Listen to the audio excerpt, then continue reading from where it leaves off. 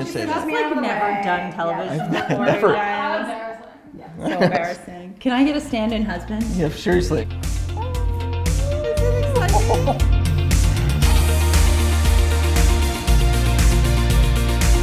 That is so cool. So cute. I need to put things in a certain drawer at a certain time, and if she's in front of that drawer, then it's a problem. And I have a blatant disregard for like his feelings, his issues. These are beautiful wood cabinets, but the function, maybe not. Well, Joe's previous cabinets were probably very high quality when they were put in, but I'm afraid maybe there wasn't a kitchen designer involved in the design. Cabinets were built well, but it wasn't designed correctly. It wasn't laid out correctly. So I was excited to give her a space that was really thoughtful. I don't think that we thought about food storage as something that's really important when we were buying this kitchen. And now, again, as they're getting older, they certainly help themselves a lot more, and they're not necessarily neat about it. A kitchen designer takes all of that into consideration. My kitchen design seems to gravitate towards English-type kitchens. That has just been something that has caught my fancy and did many years ago, to the point where I've really studied it and appreciated it. I think the main difference between an American and an English designed cabinet is the difference between overlay construction and flush inset construction. And an overlay construction is in most American cabinets.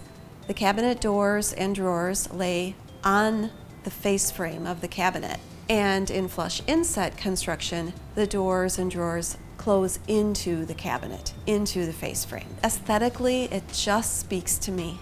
In areas that you work a lot and you stand in front of a cabinet, you really need what's often called a toe kick, so that you stand in front of the cabinet and your toes have a spot to go in where they're not kicking the face of the cabinet. When designing, especially when I'm in the kitchen and bathrooms, my most important focus is the cabinetry. I love trying to figure out the best use of the space. I love picking cabinetry finishes.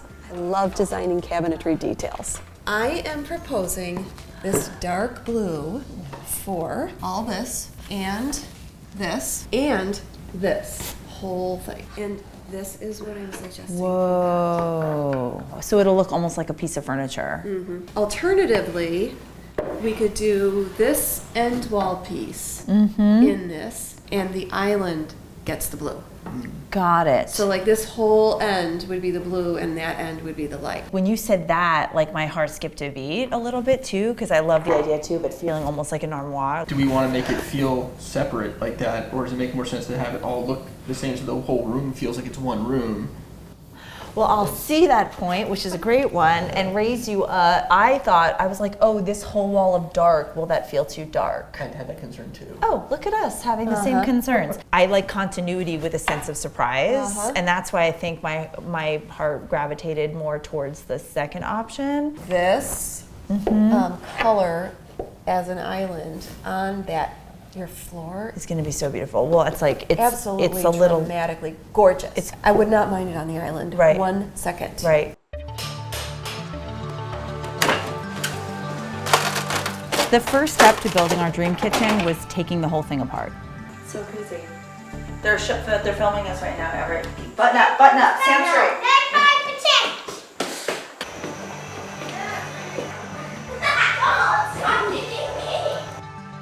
The cabinets that we had in the old kitchen were really, really well made, and I was sad to see them get torn up. So we decided to call Habitat for Humanity and have Restore come out, take them away, and give them a good home.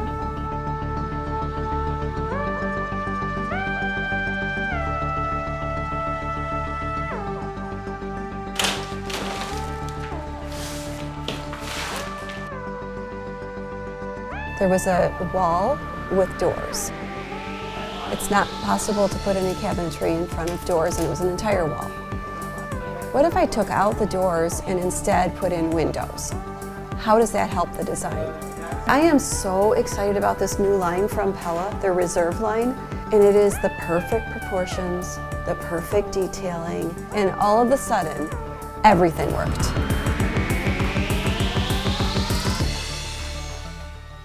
It takes us a couple of weeks to put the design into technical drawings, and then it takes 8 to 10 weeks to manufacture the cabinets after that. Well, no floor, even new or old home, is really ever truly level. So what you really want to do is find your high spot along the entire perimeter of where you're going to be setting your base cabinets, mark that spot, and then from that point on, all your cabinets can be brought up to that. Traditional methods always still good. Levels, they work great. Lasers are really good now. They work really well to give you a level line that you can shim everything up to. And then once you get your base cabinets set at a level, then you have reference to work off of for your upper cabinets.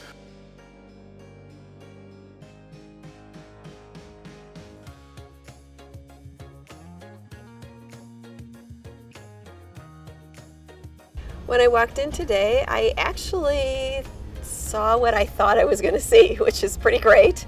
Eric had installed the cabinets in a way that I was very happy with. It was really fun to see where we are now. Okay. I love it, Joe. I mean, I love the way the cabinets turned out. It changed everything. I have an actual problem, which is I love being in this kitchen at any state it is in. And so from the moment we ripped all the stuff out, I would just walk in circles in the empty space. When the flooring went in and there was nothing else in there, Scott would come home and just find me sitting on the floor in there because I like being in there so much. Now that the cabinets are in, I just walk around and pretend I'm doing things. I pretend I'm washing the dishes, and I pretend I'm taking things out of the dishwasher, and I pretend I'm baking on the counter with my daughter. It's probably insane. I have another idea. Let's hear it. In my former kitchen, in the room right off the kitchen, I used to store the cookbooks on the wall, in a way that I could see them forward facing. And I really did love that. And so I started thinking about sort of the space, that blank wall that's still in my kitchen, where I could store a lot of cookbooks. I have a big obsession with cookbooks. And I saw this on Pinterest, which I'm sure is your least favorite phrase to hear. A wall of ledges here of cookbooks. Is that too insane? No, it's not. It's great. I think you do it. Do it.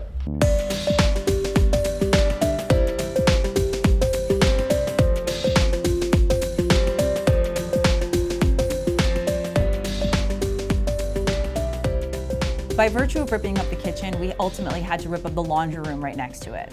We thought that when we put it back together, we should make sure it's filled with storage. We were thinking cabinets for Costco paper towels. But we also had a side entrance there. We've been kind of frustrated with the boot and coat storage with my children.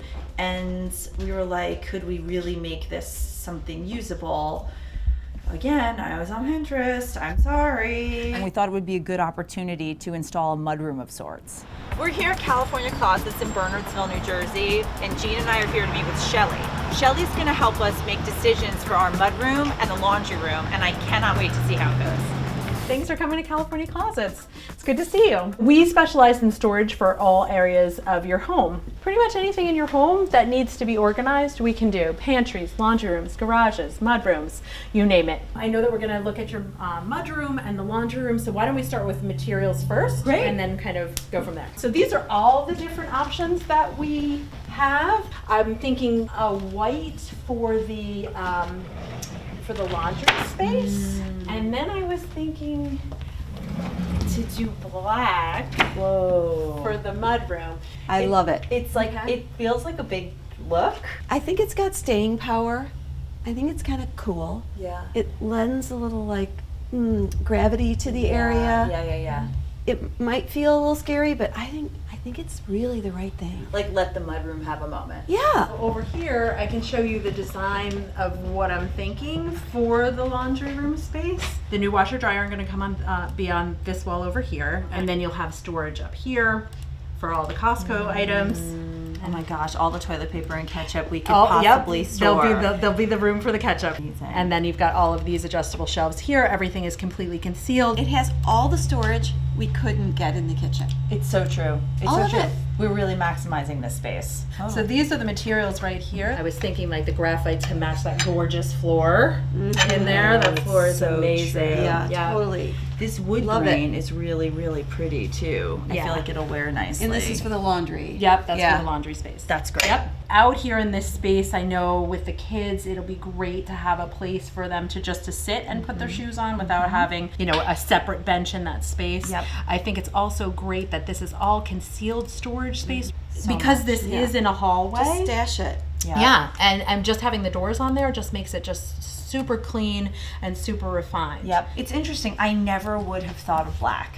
Because, you know, it feels like black might make things closed and dark, but it actually looks really elegant and like elevated. This All is right, it here. I love the texture on this. And it's this, so it's nice. actually the same texture as the white. So even though we're going white in the laundry room, it'll be the dark in the mud room. You can make the product look so different, even though it's Really good. Yeah. It's really good. Since an English cabinet has flush and set doors and drawers, you have to have a piece of hardware on it to be able to open it. And so hardware becomes this beautiful element in a kitchen that's an English-inspired kitchen. The hardware from Schaubing Company is like the jewelry in this kitchen. The laundry room and the mudroom turned out better than I would have ever imagined. My kids love to throw their stuff on the floor, but now they don't have to. And in the laundry room, we have so much storage, so we can put all of the things we can't fit in the kitchen. The cabinets are so extraordinarily beautiful. For me, the color of the cabinets has really been one of the best parts of this kitchen. The hardware choice in this kitchen was so specific and thoughtful. Jean picked these beautiful pieces from Schaub. You don't just see the same exact handle throughout the entire kitchen. You see handles in one area, you see knobs in the other, and how she used them and placed them was really thoughtful too. So each sort of section of the kitchen feels like a piece of furniture, almost more than cabinetry. The hardware is beautiful, but then when you apply that hardware to this cabinetry, it's like it sings. Every single piece is beautiful, but then together it just like creates this experience that you could never possibly get until you see it all. The countertops to me are the most exciting piece. We're here to look at Caesar stone today. Amazing. I think it's a great material for you and your family. Don't give my kids the permission to try to ruin it.